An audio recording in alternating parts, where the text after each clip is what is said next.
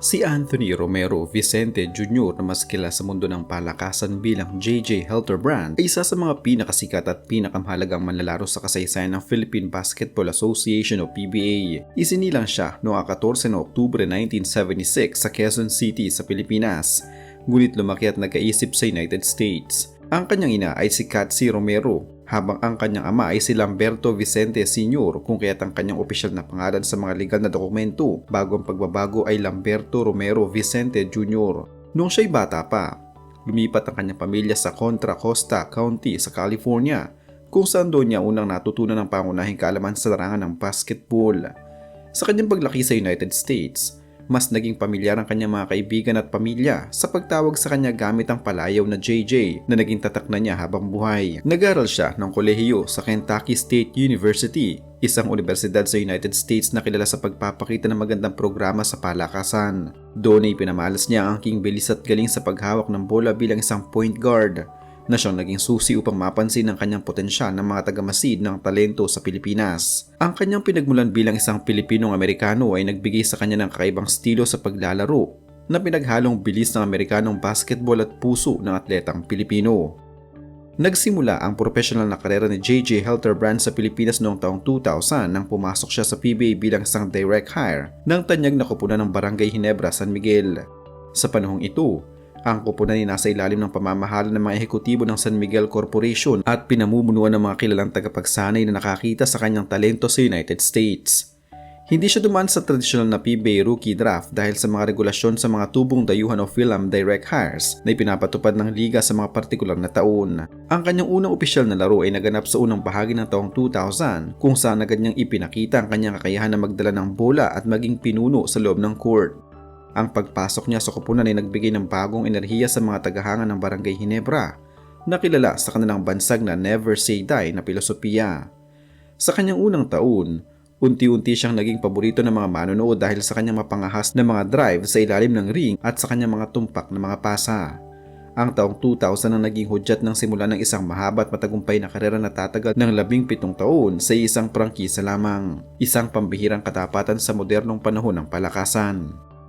Ang takbo ng kanyang karera ay lubos na nagbago at mas naging maningning nang dumating sa Barangay Ginebra si Mark Caguioa noong taong 2001. Ang dalawang manlalaro ay nagkaroon ng natural na ugnayan sa loob ng court na nagresulta sa pagkakaapo ng isa sa mga pinakasikat na tampalan sa kasaysayan ng basketball sa Pilipinas na tinawag na The Fast and the Furious. Si JJ Helterbrand ang tinaguriang The Fast dahil sa kanyang bilis sa transisyon at counter-attack, habang si Mark Caguioa naman ang The Furious dahil sa kanyang agresibong pagpuntos. Sa ilalim ng pagkabay ng mga batikang coach tulad ni Shot Tan Ginsen at kalaunan ay si Tim Coon, naging dominante ang kanilang koponan sa iba't ibang komperensya ng PBA.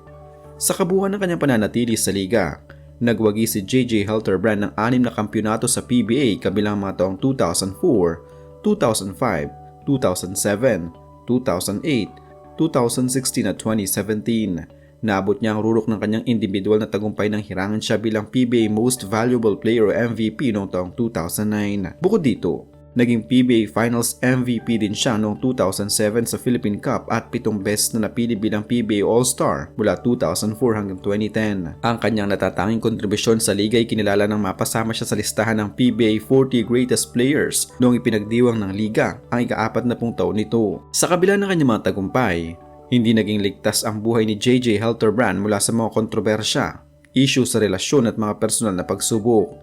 Isa sa mga pinakamalaking usapin sa kanyang personal na buhay ay ang kanyang mahabang relasyon sa model at aktres na si RR Enriquez na nagsimula noong pang taong 2009. Noong buwan ng Hunyo 2024, sa isang panayam sa programang Fast Talk with Boy Abunda, hayagang inamin ni RR Enriquez na nagsimula ang kanilang ugnayan bilang isang third party dahil may kasalukuyang kasintahan pa si JJ Helterbrand sa panahong iyon. Inihayag din ni RR Enriquez na dumaan sila sa matinding pagsubok noong unang 2 taon ng kanilang relasyon dahil sa isyu ng pagtataksil o pambababae ng manlalaro na tinawag niyang karma sa kanyang bahagi. Noong buwan ng Oktubre 2025, muling naging laman ng mga balita ang magkasintahan ng magbiro si RR Enriquez sa pamamagitan ng social media ukol sa paghingi ng separation pay kay JJ Helterbrand. Ang biro na ito ay nagugat sa kanilang mahabang pagsasama na umabot sa 15 taon na walang formal na kasal at walang anak, na ayon sa kanila ay isang napagkasundo ang desisyon mula pa noong simula. Ang pagkawala o tuloy ang pag-alis ni JJ Halterbrand sa PBA ay naganap noong Oktubre 30, 2017. Opisyal niyang inihayag ang kanyang pagre-retiro sa edad na 41 taon, ilang araw lamang matapos magwagi ang Barangay Ginebra San Miguel laban sa Meralco Bolt sa Game 7 ng PBA Governors Cup sa Philippine Arena. Ang pangunahing dahilan ng kanyang pagkawala sa PBA ay ang kanyang edad at ang pisikal na limitasyon na dulot ng mga nakaraang pinsala sa kanyang tuhod at hamstring sa mga huling taon ng kanyang karera. Napagpasyahan niya na oras na upang bigyang daan ng mga mas batang manlalaro tulad ni Scotty Thompson at L.A. Tenorio na siyang kumuha ng liderato sa backcourt ng koponan. Ang pamunuan ng Barangay Ginebra sa pangunguna ni Al Francis Chua ay nagpakita ng buong suporta sa desisyong ito at formal ding idinaos ang pagre-retiro ng kanyang tanyag na jersey number 13 bilang pagkilala sa kanyang katapatan at kontribusyon sa prangkisa. Matapos ang kanyang mahabang panahon sa PBA, ibinuhos ni JJ Halterbrand ang kanyang oras at atensyon sa pagtatayo at pamamahala ng iba't ibang uri ng negosyo. Isa sa mga pinakamatagal at personal na negosyo na kanyang binuo ay ang The Good News, isang kumpanya na nakatuon sa pag-iimprenta ng mga kasuotan at kagamitan tulad ng mga mugs, shirts, baller bands at jackets na may mga nakasulat na bersikulo mula sa Biblia. Ang negosyong ito ay sumasalamin sa kanyang pagiging isang debotong Kristiyano at naglalayong magpalaganap ng magandang balita sa pamamagitan ng komersyo. Bukod dito, pumasok din siya sa industriya ng kagandahan at pangalaga sa katawan sa pamamagitan ng pakikipagtulungan sa kanyang kasintahan na si R.R. Enriquez. Siya ay nagmamayari ng mga sangay ng skincare clinic at mga produkto sa ilalim ng tatak na Cryo RE at iba pang mga wellness investment sa Metro Manila. Ang isa pa sa malaking negosyo na pinagkakaabalahan at pinagkukulan ng kita ni JJ Halterbrand sa kasalukuyan ay ang Mag Soil Testing. Ang kumpanyang ito ay isang mahalagang bahagi ng industriya ng konstruksyon at inhinyera sa Pilipinas, kung saan nagbibigay sila ng mga serbisyo ukol sa pagsusuri ng lupa bago magtayo ng mga gusali, tulay at iba pang mga infrastruktura. Ayon sa kanya naging pahayag noong buwan ng Setyembre 2025, ang negosyong ito nagpapanatili sa kanya na maging abala sa labas ng mundo ng basketball.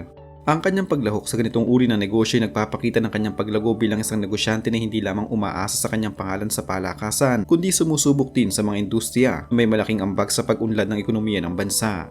Ang Mag Soil Testing ay patuloy na nakakakuha ng mga proyekto sa iba't ibang bahagi ng Luzon na siyang nagbibigay ng kanyang matatag na pinansyal na seguridad matapos ang kanyang buhay sa profesional na liga. Sa kasalukuyang panahon, si JJ Halterbrand ay nananatiling aktibo sa iba't ibang mga aktibidad na may kinalaman sa palakasan, negosyo at digital media. Isa sa kanyang mga pangunahing pinagkakaabalahan ngayon ay ang PBA Moto Club, isang tanyag na grupo na binubuo ng mga retiradong manlalaro ng PBA na may isang interes sa pagpapatakbo ng mga motorsiklo at paglalaro ng basketball. Ang grupong ito ay tinatag kasama ang mga kapwa niya alamat sa PBA tulad ni Rico Meyer-Huffer, Mark Pingris, Peter June Simon at marami pang iba. Ang PBA Moto Club ay hindi lamang isang samahan ng mga magkakaibigan kundi isang malaking negosyo na rin sa larangan ng content creation sa mga platapormang tulad ng YouTube at Facebook. Sila ay naglalakbay sa iba't ibang mga lalawigan sa Pilipinas upang magsagawa ng mga exhibition games laban sa mga lokal na koponan, maghatid ng mga donasyon at makipag-ugnayan sa kanilang mga tagahanga.